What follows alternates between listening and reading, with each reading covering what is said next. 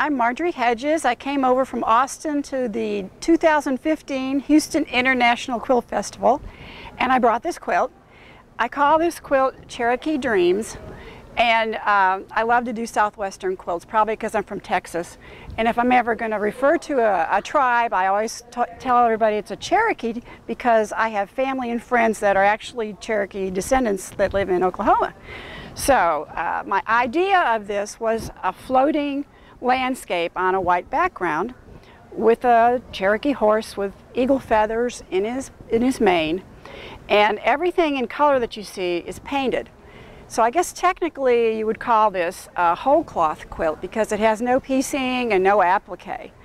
And I use jacquard fabric textile paint, which is really great, and they have a medium, which is key, that you mix with it, so when the paint dries it's not real stiff, because you find out that when you're quilting something that's painted, if it's stiff, you're going to see the holes the needle makes and not the thread.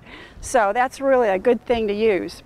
Anyway, then I was kind of stuck with what do I do with all this negative space, and I came up with the idea of doing dream catchers, which Indians used to make. They're like a hoop, and they used to weave like thread or yarn to make like a geometric design, and it's like a no-brainer for quilting because that's exactly what you do. You're making these images.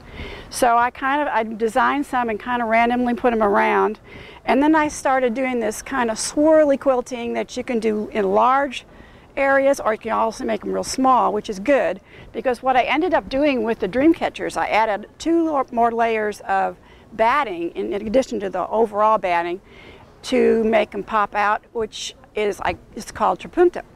And that way, with that kind of quilting, whenever I got close to the dream catchers, I could make it really small, because that's what helps make the stuff stand out. So that's what I did, and this is how it ended up. If you would like to see more of my work, I do have a website. It's margeryhedges.com.